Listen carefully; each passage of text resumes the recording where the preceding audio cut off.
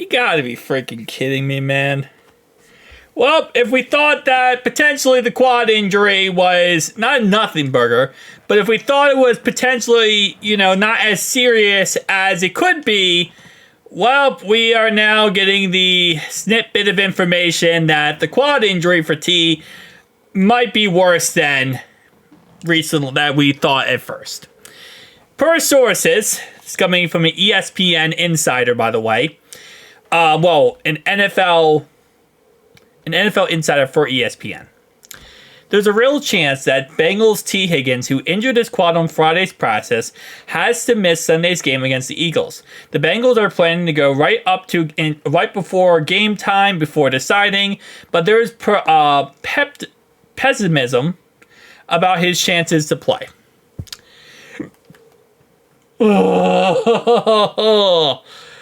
Oof. And to the idea of, wait, does that mean that we pretend? No, we won't. No, we won't.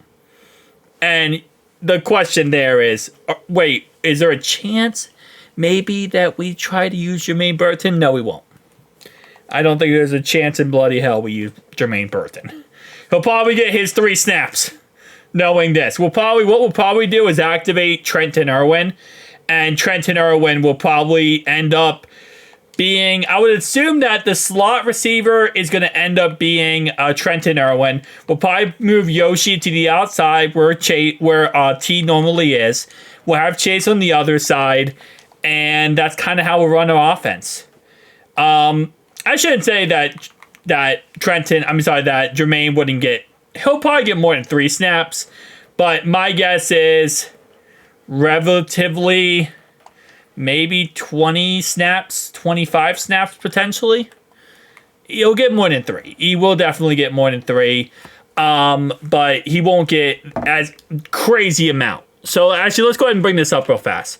So when T was down before, which obviously he missed a couple of weeks to start the season off, Jermaine Burton's snap count was 4 snaps, 10 snaps, 3, and 4. And then, 3 and 4. So this was his snap count without T. Higgins in the lineup before. And without T, we utilized Trenton Irwin. So, yeah. Actually, wait. I thought T missed 3 weeks. Interesting. I don't know why I thought he missed 3 weeks. He only missed 2 weeks. He only missed the first 2 weeks of the season. But without him, we just utilized Trenton Irwin, and Jermaine Burton was a nothing burger. And I'm going to guess that's probably what we're doing this game. I don't think we're going to utilize Jermaine Burton that much. Which is sad because I think we should. I think we definitely should. I know there's some people who think the reason why we're not utilizing him is because he's not good or maybe he sucks. At the end of the day, you got to just put him out there and see. You got to just have him run routes, and he's only going to get better at time. I don't say 90%. A lot of football, getting better in football, is just by playing. You learn scenarios. You play scenarios.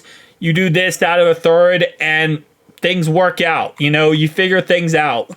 Yes, you can technically practice all you want. You can learn all you want. You can watch film all you want. You can do everything humanly possible to get better, from a mental standpoint in football.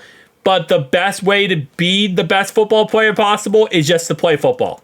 You learn over time of playing. So it is what it is at the end of the day. It sucks, man. It really sucks. I'm not going to sugarcoat this at all. This is going to be the 3rd game this season where T is not playing due to injury. And I'm hoping this quad injury is not worse than this.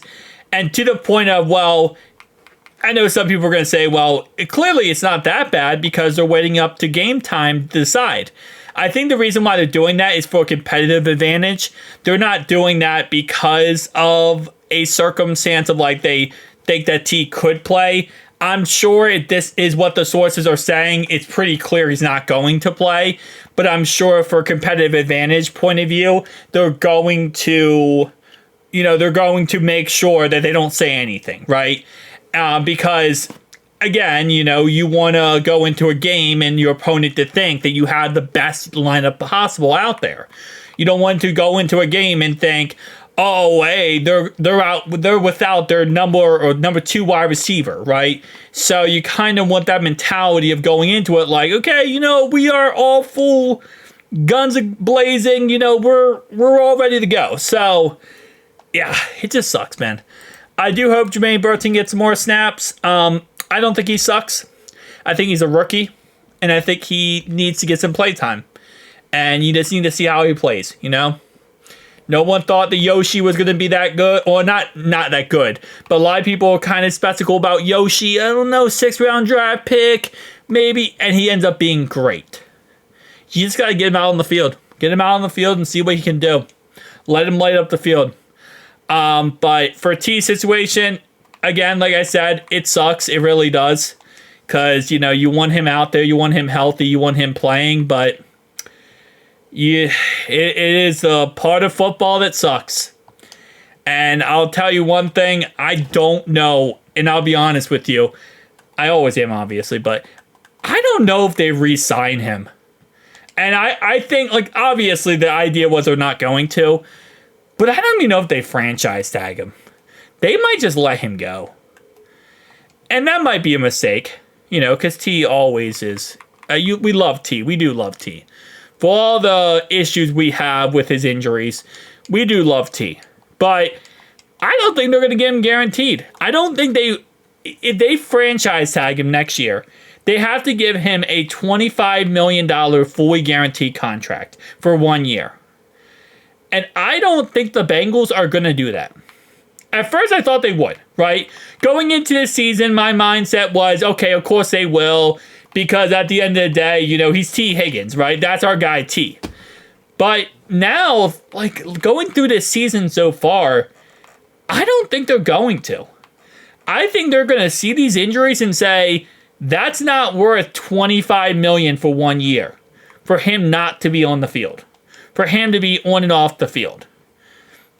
But, again, I've said this before in a video, and I'll say it again, I definitely do believe that him being hurt like this does make it so that he would more likely be okay with playing another year under a franchise tag, right?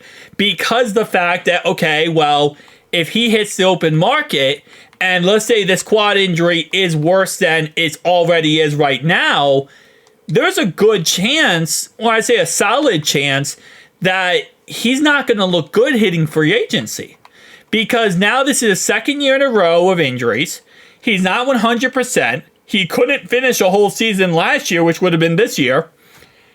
And if there's on the table, we're sitting there on the table saying, hey, listen, T, you get a 1 year, $25 million, fully guaranteed. He's not going to get that anywhere else. Not for the first year. I promise you, if he hits free agency, any team that signs him, he's not getting a fully guaranteed contract. What he's going to get from that contract is most likely they're going to say, okay, we will virtually guarantee you your whole contract. What this means pretty much is if you are on the roster after certain dates, then you will get a fully guaranteed contract. But you're not going to get it right up front. Because I don't think any team out there is going to trust he will stay healthy. They're not. Depending on how bad this quad injury is. They're going to say, okay, well, we saw last year. We saw how it ended. We saw how everything went. You are a great receiver, but we're going to virtually guarantee you, meaning you have to be on the roster at certain dates to get potentially part of your money guaranteed. And I think that's what they're going to do. So, if the Bengals, which again, I don't know if the Bengals are going to sit there and actually play ball with the idea of franchise tagging him. Because if they don't believe he can stay healthy and stay on the field, there's no way in hell they're going to franchise tag him. Because that's a 1 year, $25 million, and I don't know if that's worth it if he can't stay on the field. If he can, great. If he can't, there's no way. There's no way you can justify that. The best case scenario for us is if we somehow, because of these injuries, they worked out a contract with him for a lot less money and figure out a way to keep him on the team for a team-friendly deal because of injuries. But I don't think that's going to happen, because usually when receivers hit the open market, or they know they can hit the open market, I believe his agent's the same agent as Deshaun Watson's, and you already know Deshaun got paid big boy money for a reason, because his agent, that's how his agent works, gets the most money, but he also, his agent has a mentality of getting the most money and getting most guaranteed, which every agent does. Let me not put his agent in particular. His agent is his agent. That's all we gotta say about it. But yeah, so tell me down below your thoughts and opinions. See you guys in the next one. Peace.